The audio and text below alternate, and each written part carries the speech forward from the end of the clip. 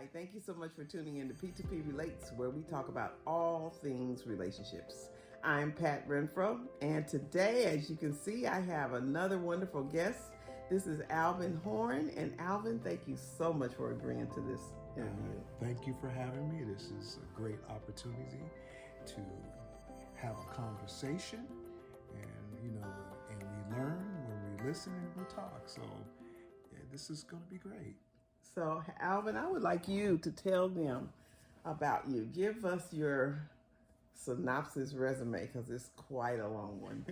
Okay, well, first of all, my name is Alvin Lloyd Alexander Horn. People generally know me as Alvin L.A. Horn. And some of my friends, even though there's one L missing, they call me Allah. So, and not so much in a godly sense, just that's my initials, and that's kind of like a thing that has always gone on with me. Cool. I'm born and raised here in Seattle in the 50s. I went to school in Seattle. I went to college at the University of New Mexico. Go Lobos. Small college compared to many other places, not a powerhouse. But at one time was very competitive in football, and I went there on a football scholarship. And I was an all-conference running back. And from there, I went up to the CFL, played there for a while, and came on back and started working for this aerospace company here in the Northwest, and single parent. And eventually I left and went into teaching. And that was quite a strange segue of my life.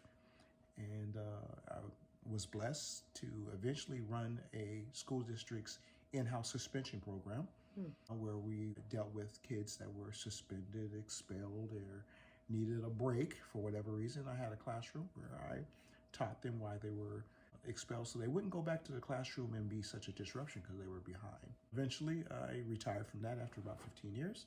Before retirement, I started to write because laptops came available, and I had these ideas in my head all my life. I've been a creative person, but writing was difficult for me in the fact that I had a learning disability that kept me from writing with a pencil growing up. That took a lot to overcome, and eventually teachers gave me cassette players to record whatever I needed to do. And I have always been creative, but couldn't always put it down. But here comes the laptop. Here comes the desktop. And lo and behold, I was freed. Being freed, I am now an author of 6 titles. 2 have been bestsellers, national bestsellers, and 1 has sold over 20,000 copies. And I've been blessed to travel because of the books, and it's taken me to the casting couch. Too cute. Thank you so very much. Wow, that's quite a resume, like I said. So thank you so much for sharing. We're going to be talking about overcoming through healthy relationships. And what I mean by that is you can overcome a phenomenal amount of things in your life through having healthy relationships. Obviously, the opposite is true. If you don't manage your relationships, or if your relationships are unhealthy or toxic, then it will be hard to overcome things in life. We are no man's island. We were created to be together. COVID has took its toll in a lot of different ways, and at the same time been a gift to us, in my opinion, because it's forced you to have the opportunity anyway to go inward and just really contemplate and think about, where am I? Why am I responding to things this way? What's going on with me? Because in so many cases, you probably had nobody but you to reconcile things with, because people were isolated. So, well, when we think about overcoming through healthy relationships, we're dealing with self-esteem issues from the very beginning. When you're a young child, were you promoted to be in a healthy relationship? Was your household relationship? Now let's think about the old black and white TV shows of My 3 Sons and Leave It to Beaver, and where June Cleaver walks around with pearls while she's cleaning the house. And we have this conception of what healthy relationships are through being programmed. But most of us did not have the white picket fence and the perfect little household where dad sat in a tie when he came home and shook the newspaper and said, I want another beer. Okay. Right. And the faithful wife walked in, here, dear. We all know that's not reality. That didn't happen in most of our households. Mm-hmm. So we have to think about what is dysfunction. Mm-hmm. Each household has some level of dysfunction. Who are you telling? I don't care who you are, how great your parents were. There's a lot of things you weren't privy to, and you were influenced by those things. How about the economics that came into your household? Mm-hmm. How were they controlled? How were they divvied out? How was it earned? That can be one of the things that can have you in a flux of how you control the rest of your life. Take, for example, I always joke about, I didn't know I was poor when I was growing up. Mm-hmm. I had no idea we were poor. That's right. But when I started to realize that we don't have some things and things are being divvied up, then I started to have a complex when I went to school with my classmates, thinking they had so much more. And how come I didn't have certain things? That can have an influence on your healthy relationships with other people because it starts envy and jealousy. That can be in your own house. Was maybe your brother or sister doted on more than you? Were you a single child? Was there 10 children? All this, and then the pecking order of those 10 children. What can influence you? I think it's interesting that this man is sitting up here telling on my book, and he's never read it. It's like, wow. We start with self-esteem. If you don't know who you are, all you can offer in a relationship is confusion. And when I listen to people who are divorced, not all the time, but so often, if you think about, in most cases, now if we're talking about mental illness or something like that that happens later on in life, that's unpredictable and that's part of life, and you can't see that. Well, sometimes you can. But I'm talking about when he says when he was a little boy, he didn't know he was poor. And then he goes to school and he gets with other people and he starts comparing himself. And that's one guaranteed way to knock self-esteem down 10 steps. If you may feel like you can do something just fine, but then all of a sudden you don't know. Home is so complex, and home does determine who you will be. Like he said, when you're 10 years old and then you become 80 years old or 50 years old or 40 years old, those things matter, what you went through at 10 or at 7 for that matter. And we don't know people that well. When we see people out and about in society, that we see them in one way. Absolutely. But wait till you go home with them and they kick their shoes off and they're chilling on the couch or they're getting up to go do their whatever.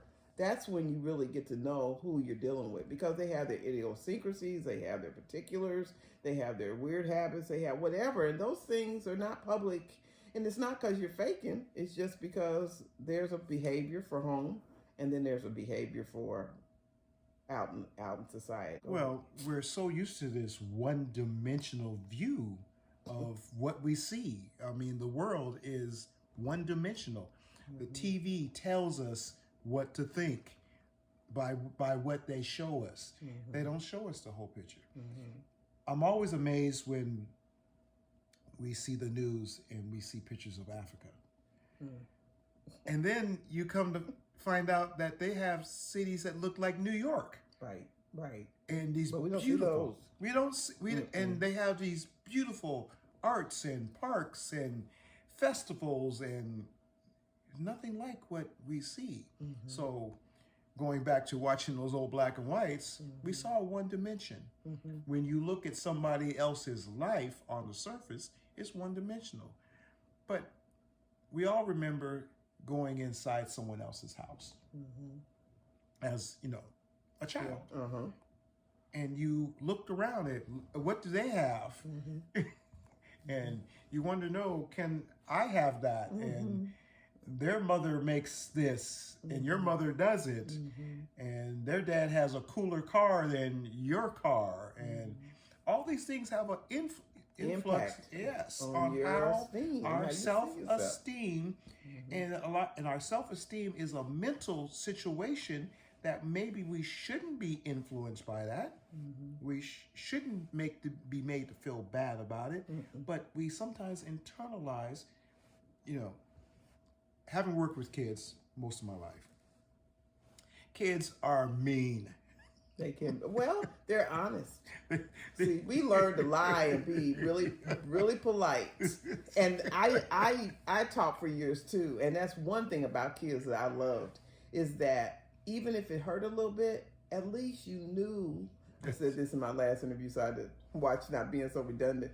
But if you got a booger in your nose, if you just came out of the bathroom and your dress is caught up in your panties, you want somebody to tell you the truth. But Paul could be like, well, his zipper's not zipped, but if I say it, he's going to be embarrassed. Well, how much more embarrassed is he going to be walking down the street? But kids will tell you, oh, Miss Renfro, you always wear dresses too tight. I mean, whatever they would say, what's wrong with that lipstick? Why you got one lip that's regular and another lip that's red?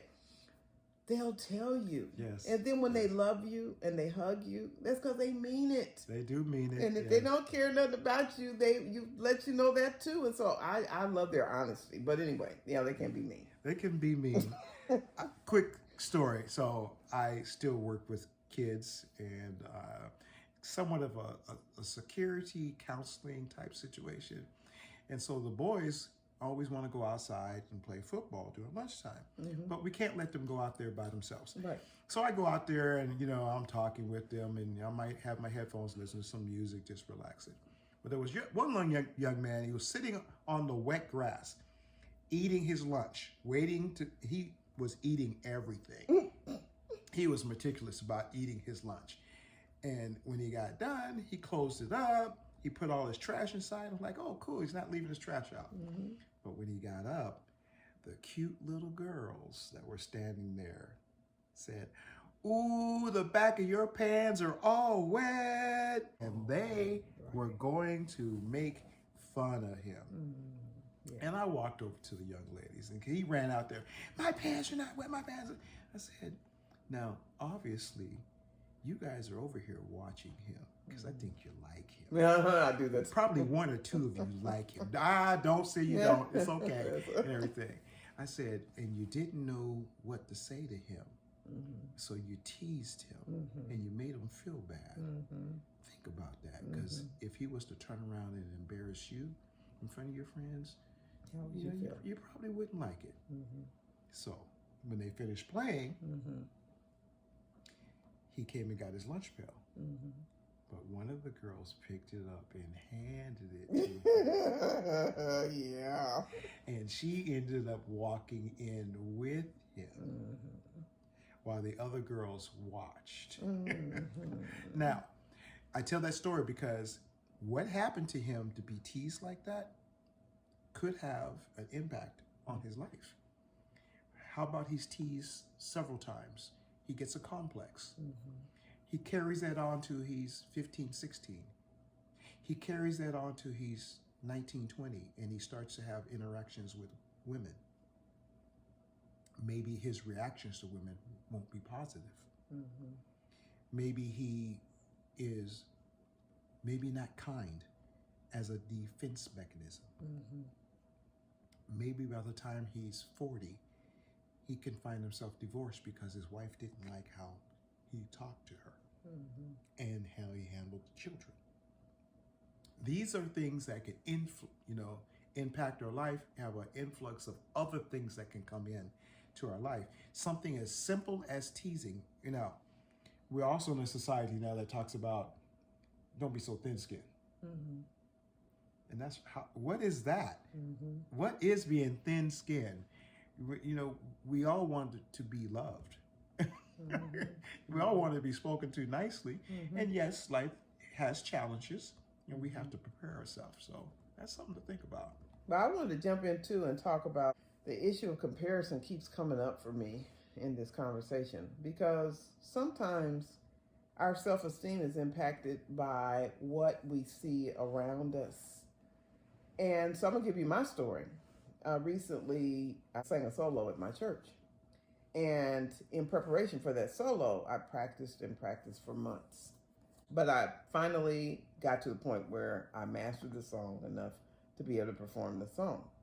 But I noticed in the months that I was preparing for this solo, I would be around other musicians and other soloists who sang so much better than I do. And I will walk away sometimes saying, Pat, you need to just let those people know that you will not be on the program for solos because you don't have it like that. Just stop. And I would also compare myself to the original artist and say they could sing circles around you. And then when I finally get past all that negative self-talk and I just go and learn the doggone song and realize that my voice is the voice God gave me. My voice is my voice. And let's just worship. Let's just celebrate my voice because that's what I live with. That's all I got, So I got to manage what I got. Then I was able to do the song without feeling all those things because I came up with this statement about 25 years ago. All we have is who we are. Absolutely. Absolutely. So when you go out and you're in school and you look around and you're heavier than you want to be and you're looking over at the smaller person and you're idolizing their size because that's what you would like, and so then you start kind of criticizing yourself, comparison will destroy you. It really will. And one of the things in building your self-esteem, because we got to move on to the other two things we want to cover, is to not look over at Joe or at Ellen and compare ourselves. We have to be able to look and say, I am doing the best I can, and that's good enough. And one day I'll get better as I keep striving, but not because I'm looking at somebody else as the template for what I should be pursuing, but because I've got to believe I am enough. And as long as I refuse to accept that I'm enough, and as long as I put myself down and compare myself to other people and say, well, I could never really put myself in that category because she's really the da-da-da-da-da, I'm always going to be one down and I'm always going to feel that way. So to build your self-esteem, remember, you were dealt the cards you were dealt. The gifts that God had for you were planted in you for a reason. And all you need to focus on is how you can blow those up, how you can be the best you can be within you, and not based on, well, her house is prettier and her dad's car is cooler than my dad's car and all that kind of stuff, because you don't have that. You have what you have. All you have is what you have. For me as a child, I used to hear, you're so dark-skinned. And that had a profound effect on me. You're so dark. I would hear that. Even from some of my own relatives, Now, so growing up through the 60s and 70s, being a dark-skinned black man was not maybe so cool. Maybe the lighter skin, big afro, the movies, so forth and so on. And when I got to high school, there was this and this is going to lead into our thing I'm talking about teen. So when I was in high school, a young lady that I had a crush on, she was darker than me. Beautiful. And I just thought she was the most beautiful, beautiful woman. And of course, people caught wind that I had a crush on her. And I got to know her, we became friends, and we went to the movies. And she says, well, my mom wants you to come over for dinner. I'm thinking, oh, okay. I think I'm pretty good with moms. And we had dinner at the table and just nice. And the next day she came to school and she said, my mom said I can't see you no more. And she said, because our babies would be too dark. Wow, that's crazy. Now, you can imagine I like her and how that would impact my future and who I would look at, who I might want to be with, and who I might avoid. And I went through a process of having to get re-healthy again at some point as an adult, and not be influenced by that negativity that an adult pushed down on some young people. Right. Well, you know, you're talking about young people and relationships, and I think whether you are 10 years old or 100, what happens at 10 has an impact on your life in relationships. So when we're talking about teens and how they are taught, what they see, and how they're influenced, we do have a responsibility that in some ways we may be failing. And I think we should talk about what we're showing them as adults. That's powerful. So we're talking about teens and how we influence them as adults.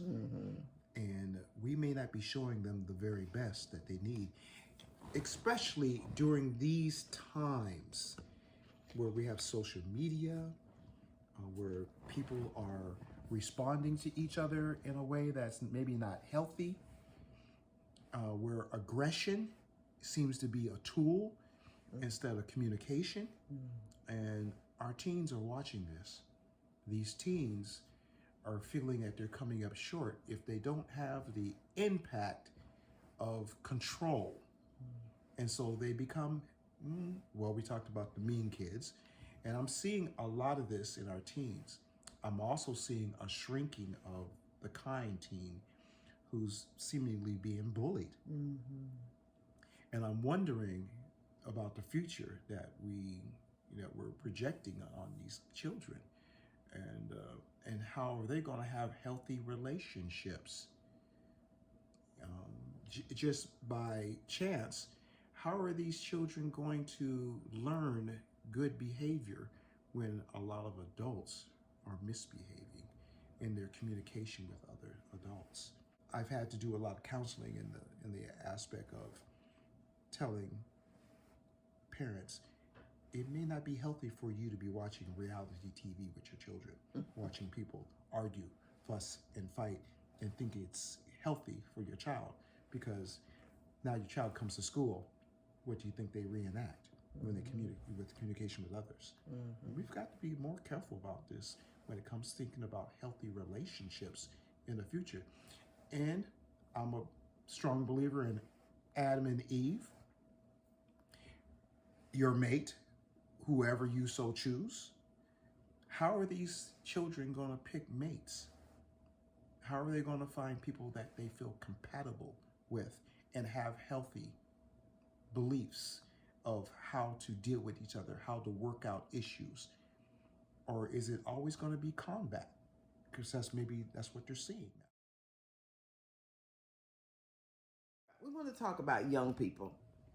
We want to talk about things that you might just benefit from if you can really hear what we're saying, and actually invite you to chime in at any given time and Please do comments and tell us your perspectives, your experience, what you agree with, what you disagree with, what you'd like us to unpack later, because I know this is not the only time I'm going to have Alvin on the show.